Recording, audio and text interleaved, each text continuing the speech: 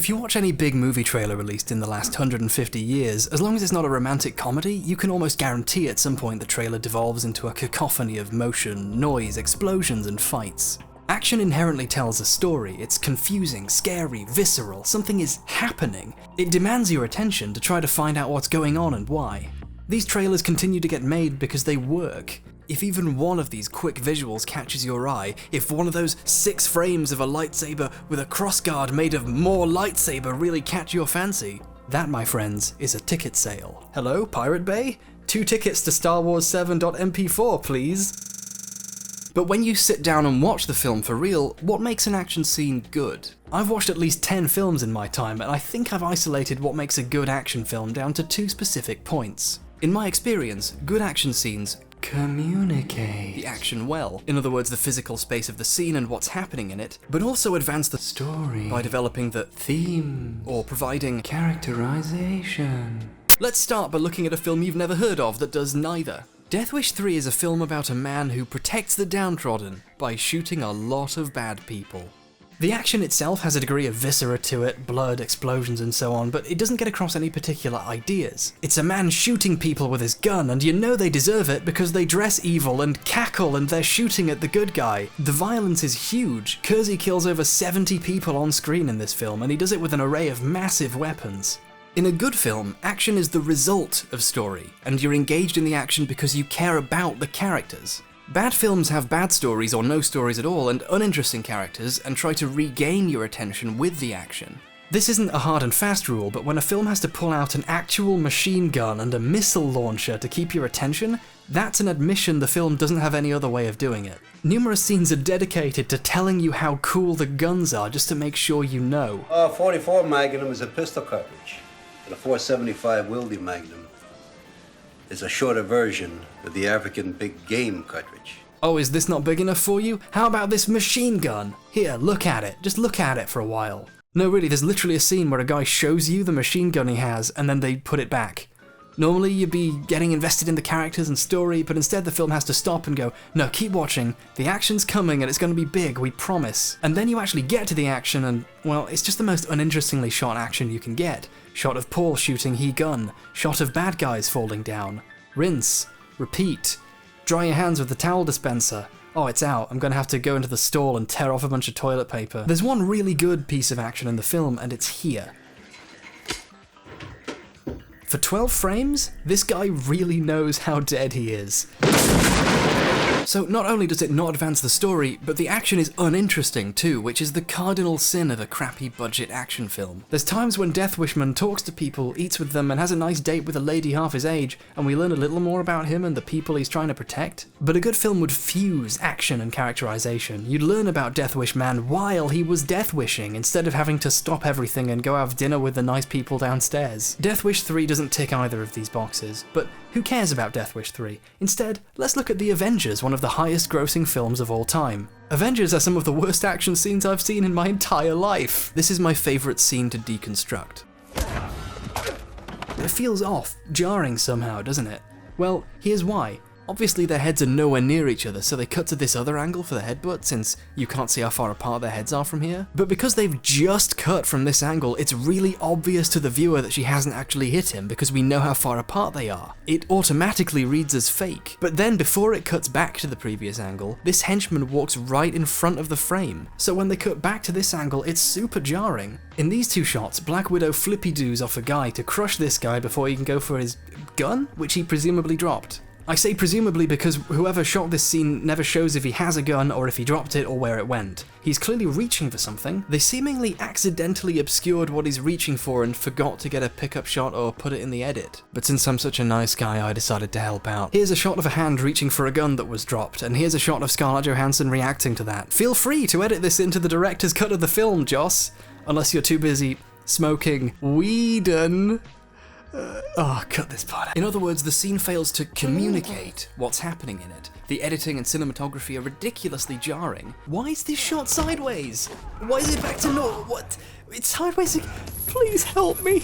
Avengers is hurting my brain. Mistakes like this are all over the series. It would be too easy to blame Joss Whedon or Jimmy Housitz or whoever directed The Nightmare That Is the Hulk reboot. Heck, the cinematographer for this scene, the worst scene in film history, let me remind you, is Seamus McGarvey, who also did the 2014 Godzilla film, aka the best looking thing ever made before Fury Road came out. So the guy's not an idiot. The sheer consistency of these mistakes leads me to believe that the deeper problem is with a large company trying to put out a huge, cohesive, expanded universe comprising over a dozen movies and counting. Inevitably, the production is either rushed or reined in by the corporate types trying to keep the whole thing together and on track for 2018 when Phase 7 billion starts. Stoked for Avengers? I hear Marvel got really hands-on this time. They really pinned in Joss Whedon creatively, so how could that go wrong?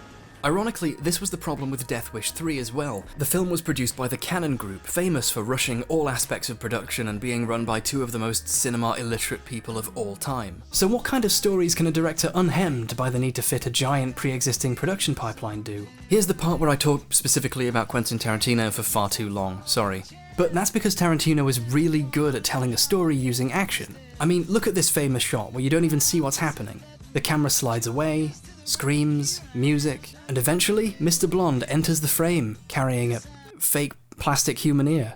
He hasn't just put this guy through something awful, he's put you through it too by making you imagine it happening instead of simply showing it to you. This makes the audience reflexively hate Mr. Blonde. It makes you wish that someone could save the cop. And the fact that now you care and now you're invested, that's one of my favorite things that can happen in cinema. Don't!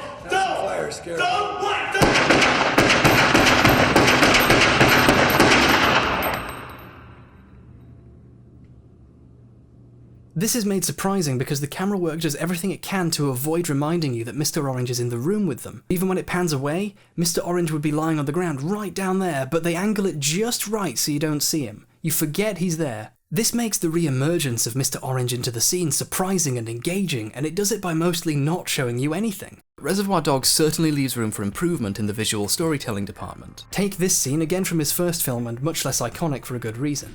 How does he get across how destructive and surprising a guy shooting a gun 700 times in public would look?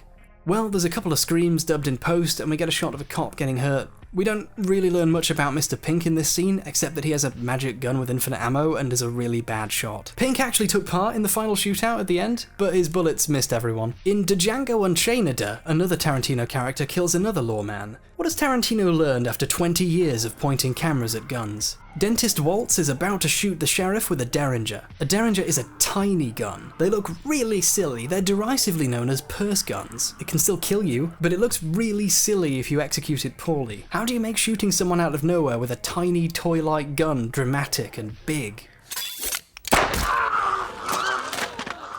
You see that? It's a tiny gun, but he pulls in until the thing dominates the frame. It doesn't look so tiny anymore, does it? This simple reframing technique makes all the difference on an audience. Here's a scene from Dusk Till Dawn 3 in which a character pulls the same gun out of nowhere. Killer.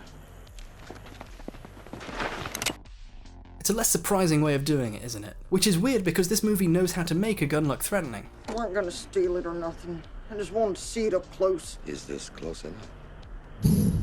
Whoosh. But back to Cutie Patootie. This shot continues to show how surprising this all is by having a bunch of people react to it in the frame. But more importantly, we get Schultz's reaction. He's just like, whatever, this is my day job. His lack of reaction is a reaction. Schultz takes his time with it, he's clinical, like some kind of former medical profession. In the space of less than a minute, we see two shots from the same gun and how everyone in the scene feels about those shots, and we learn a lot about one of our main characters. He's talked about too much already, but I still think that modern Hollywood could stand to learn a lot from the way this guy makes films. It's standard now on most movies to, at the very least, have two cameras. Okay, you have your main shot, and then there's this other camera, and then you're sticking it somewhere. You know, it's a sloppy angle, but it's just there to give you a little bit more footage in the editing room, and you know, so you can just kind of get through your day a little bit easier. I don't want that. I have one camera on the set, and the only shot we're shooting is the shot I'm framing. I frame the shot. And Bob Richardson lights the shot for that frame, and that's it. And I don't want sloppy-ass crap, all right, you know, in there that I can just cut to. Quentin Tarantino has a few weird specific obsessions, like only using one camera, shooting on film instead of digital even in the modern day, and feet. But these obsessions seem to protect him from the garbage of the modern Hollywood production pipeline. But you don't have to look to Tarantino for good examples of films that use good action to tell a great story. Just get across what's happening well and make sure it's happening for a reason to characters you've made the audience care about. Alien takes its time getting to know the crew of the Nostromo before it sends them into alien murder town. And it keeps the silly rubber monster suit scary by being careful with how they show it and when, and using only brief bursts of violence. Dallas? But enough about not showing action. What happens when you want to show people what's happening?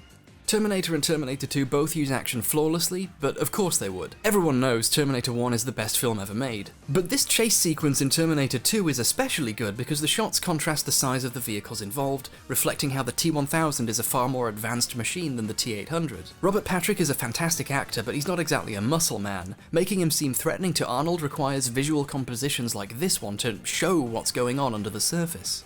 The slippy, shiny, CGI surface. This scene used to look good, but it kinda doesn't anymore. I'll explain why in a future video. The Avengers movies have comedic writing in them, but there's rarely comedy in their actual action scenes. It goes missing somewhere. I think lots of directors don't even know you can do comedy with visuals. You can make a scene funny just by how you choreograph movement.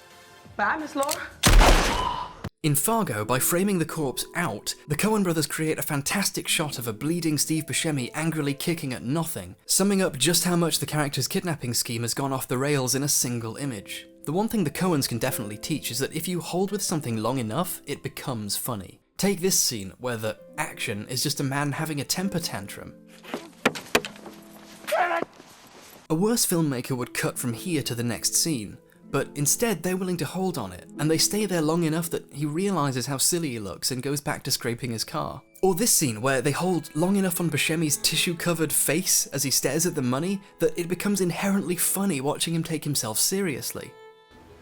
Jesus Christ.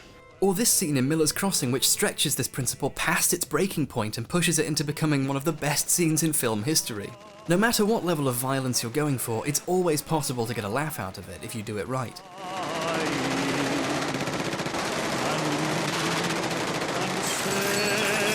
So there are a lot of good ways you can use the simple act of a person hurting another person to get something across. Just think about how to show what's happening. Maybe don't show any of it. Maybe show too much. You don't need any giant gun props either. You just need to know what feelings and ideas you want to communicate with the scene and execute it in a way that brings these things to the foreground. You can say a lot by showing very little violence. Sometimes you don't even need squibs or blood or gore to imply a character has been killed. Sometimes you just need to, well,